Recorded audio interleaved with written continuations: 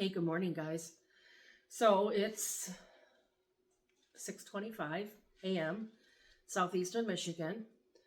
Got David out the door, got breakfast made, lunches are made, and I go to turn the water on. We don't have any hot water.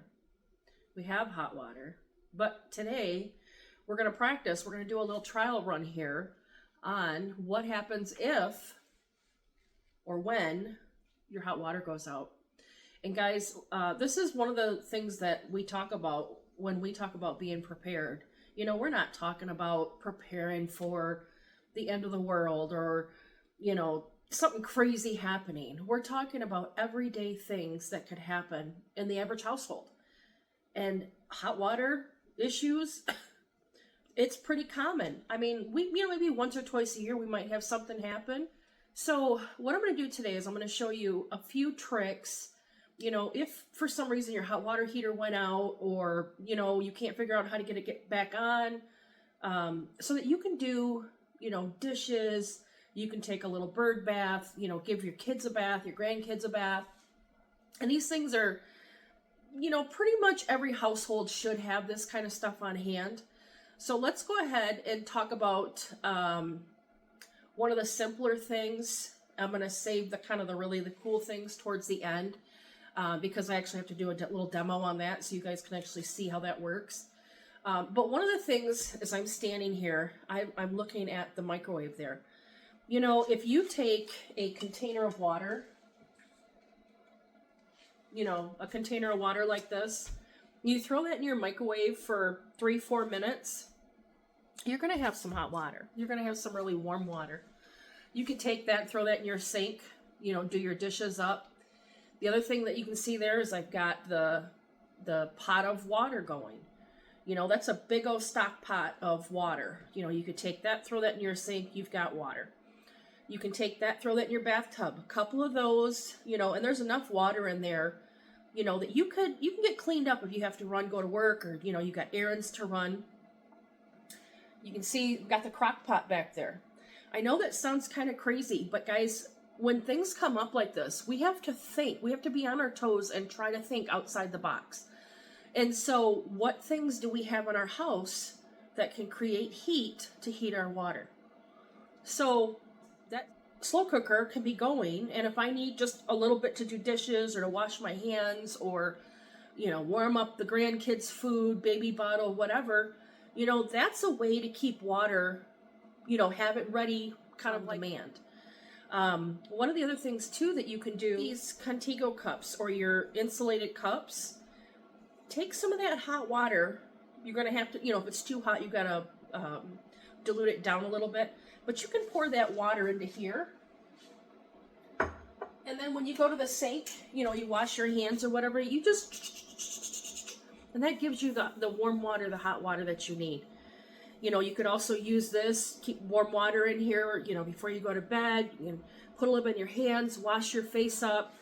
You know, and it's not the end of the night to have to wash dishes in the cold or wash your face, you know, that kind of stuff. But guys, when it's cold like it is right now, it just makes life a little bit uncomfortable. So if you can get a little bit of warm water, this is just going to help you out a little bit. We see on the news that there's an apartment complex, high-rise, you know, lots of apartments, that they're having elevator problems and no hot water. So, you know, a day or two of that is probably not going to be a big deal, but you get more than a couple days worth of no hot water, and life's not fun. So let me take you over here and let me show you the cool trick that we have. This is probably my most favorite way to, you know, be able to just kind of bust out the hot water. Matter of fact, I have 3 of these machines because now I'm seeing them at Goodwills and I see them at garage sales for stupid cheap money. So every time I see one, I pick one up, and I've got one in the camper. We've got one at our property. We've got, you know, we've got one here. And not only does this thing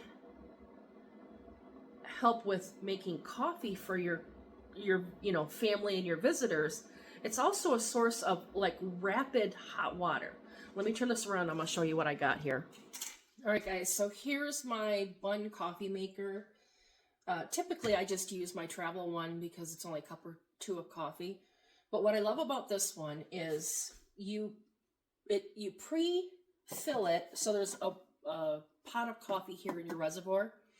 So this is hot all the time. So when I want hot water, or if I'm making coffee, literally all you do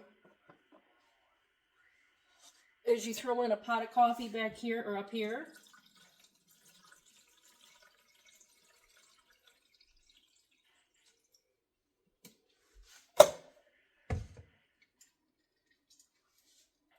That hot water is coming out of there that quick. So once I fill this, I can either throw this into my sink of water, or what I end up doing is I end up putting a couple pots of hot water into just a thermos, you know, a cooler. And this will stay hot for a majority of the day.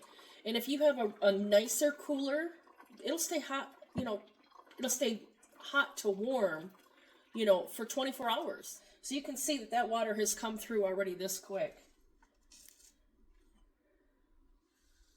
You see how hot that is?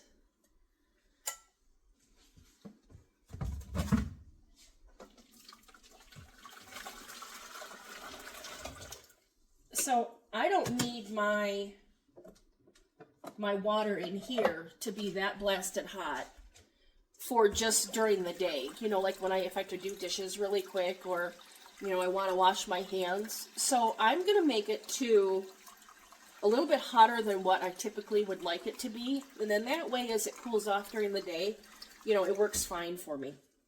But you'll see how quickly this comes through with hot water.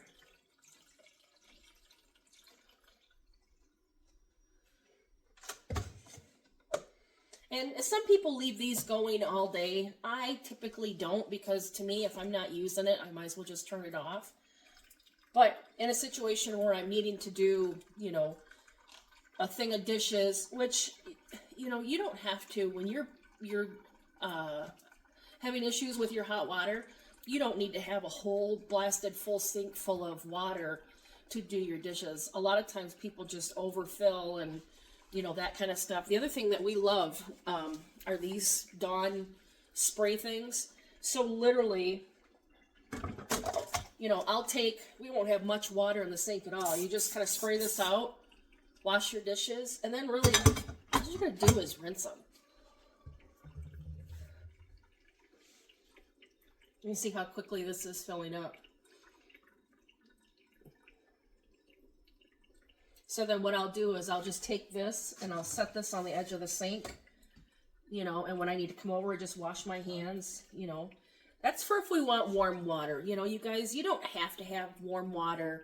You know, if you're doing just everyday stuff, just want to wash your hands real quick.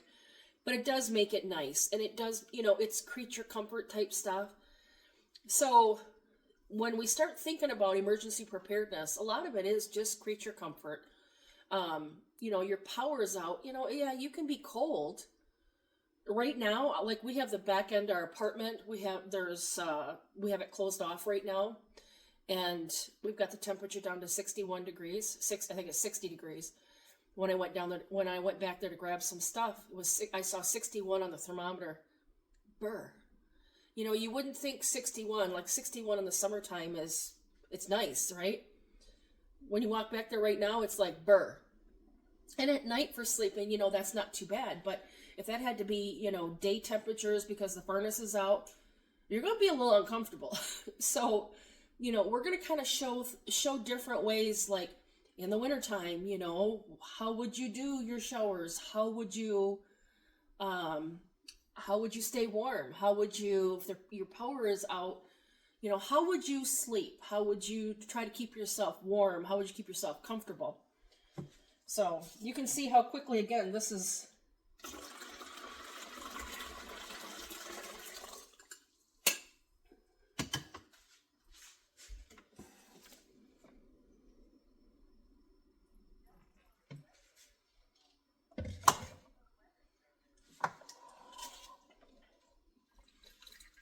All right, guys. So there are a few ways for you to get warm water if your hot water heater happens to go down. You know, if you're out of your LPs, you know, low or whatever the situation is, and you don't have hot water and you need to make hot water, you know, here's the few tricks that we use. And again, this was just kind of like off the cuff, you know, what would I do? You know, you could use your roaster if you've got a big old turkey roaster. In the summertime, or if the weather's not crazy, you could be outside and the side burner on your grill. We've got a rice cooker. You know, you can use those plug-in tea kettles. You know, anything that you can think of, you know, that will heat water or heat food, cook food. You know, you can use a camping stove. You know, those little LP tanks. You're going to want to make sure that you've got some ventilation and stuff. But, you know, start thinking about the things that you already have, you know, or things that you can pick up cheap. Look in the summertime.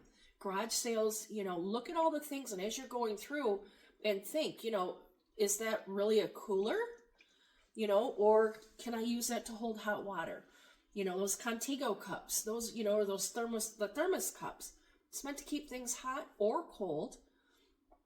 Another thing too, in the summertime, if we're traveling or whatever, you can put ice in this, and you can put a few groceries in here, you know, to keep your food cold too. So a lot of this stuff is just thinking outside the box.